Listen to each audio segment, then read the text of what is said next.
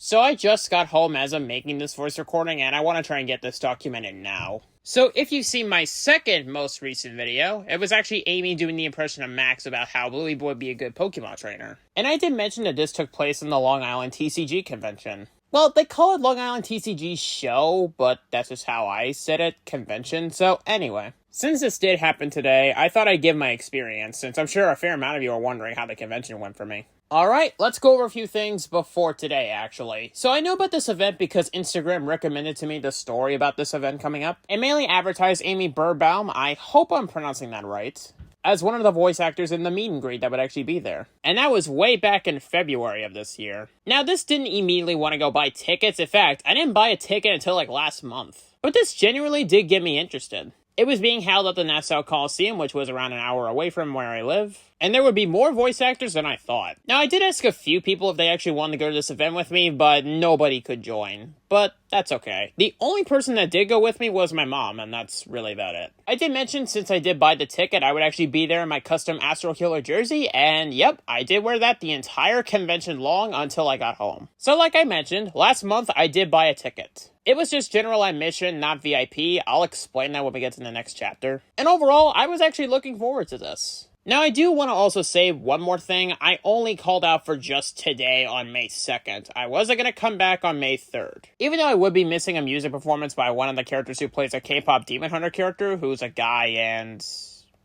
yeah, I don't remember who the person voicing that said character is, but I know he would do a music performance on May 3rd, but I only called out for just today, so yeah. I wouldn't really miss it too much, though, if you know why. Anyway, with all that said and done, let's get into my experience.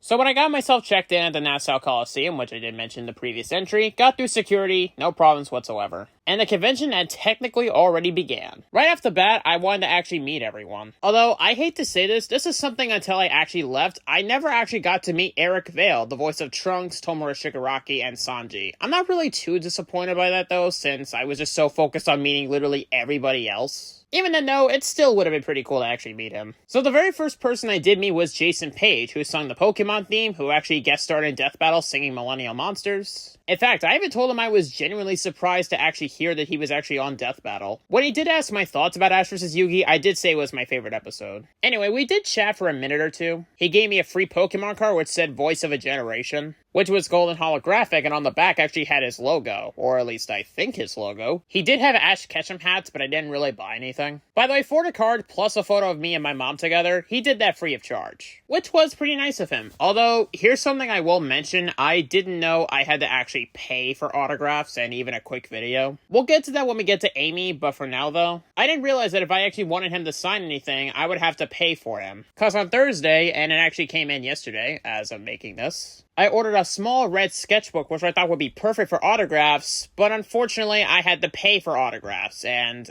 that made me feel bummed out just a little bit, but it wasn't too big of a deal. By the way, when I did go to see him, no one was actually online, although there was a big line for a few other people. So yeah, it was very quick to see Jason. Anyway, so once I get that cleared up, I went to go see Justin Cook, who voiced Kirishima, Yusuke, and Raditz. I had to wait barely 30 minutes to actually see him compared to the previous line where there was no one there. Anyway, so once I get through all that, I do tell him that I actually do know Yusuke, Kirishima, and a bit of Raditz. I even did mention how my best friend Savannah actually loves Kirishima, and he seemed to genuinely appreciate that. I mainly talked to him rather than actually paying for anything, so yeah, that was nearly like an entire minute and a half worth of a conversation. Overall, it was pretty sweet to actually meet him. Although, here is something that when I was actually done with the line, my mom did something I was not expecting at all. She actually got me a VIP pass, which I was actually really admired by the way. I'm not going to go into too much detail about that, but yeah. Alright, now we get on to my most anticipated wait I have been wanting to see. Amy Birnbaum, who I mentioned earlier. She voiced Kirby from Kirby Rapidgatia, Max and Dustox from the Pokemon anime, Cosmo and Charmy from Sonic X, and one of the Yu-Gi-Oh characters I had no clue who she was, by the way. And while I was waiting, I was very excited to see her. I guess you could say she was the person I was looking forward to the most.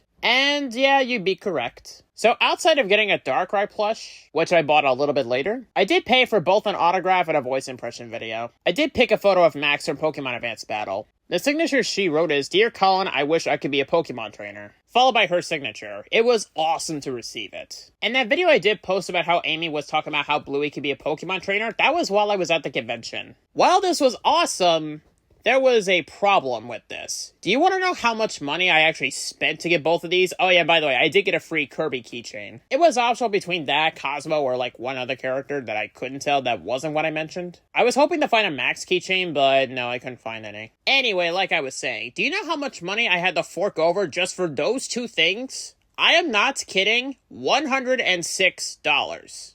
But you know what? I honestly don't care. It was so worth it. That's why I didn't pay for any other autograph or video from any other voice actor while I was there, by the way. So once I wrapped up the video, I actually did give her a quick little goodbye, and then I left. Now, this is going to be a recurring theme for the next few voice actors I'll mention, but I didn't really do too much outside of just say hi and chat about how I enjoyed their characters, and that's really about it. I am not kidding. So, for the following voice actors I did, outside of Eric, who I already mentioned earlier, because I didn't get a chance to see him because I forgot about him while I was leaving. The following voice actors I did chat to that I actually haven't mentioned yet were Dan Green, Eric Stewart, John Swasey, Ted Lewis, Sonny Strait, and the original voice actor for Professor Oak. I forgot his name, but there is something special about my experience with Sonny that I actually haven't mentioned yet, and that was me mentioning Lupin the Third, since he was actually the voice actor for him. I told him how I found out about the franchise because Vinesauce, aka Vinny, did a Shovelware Showcase stream a while back, and in one of the streams all about PS2 games, he played Lupin the Third, Treasure of the Sorcerer King.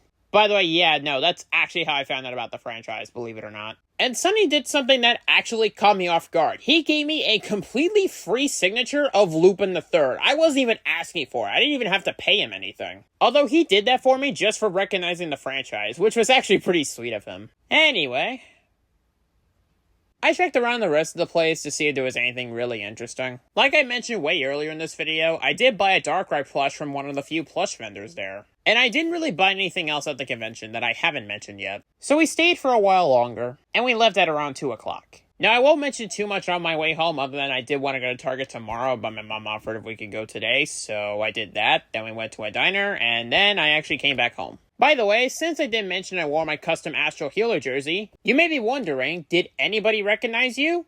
Well, no. Only 2 or 3 of the voice actors just knew I had my jersey on, but they didn't immediately know who I was, and that's fine, really. I wasn't really expecting them to actually do that. I mean, unless I followed them on Instagram or something like such. So yeah, it's kind of a shame, really, but it's not too big a deal either.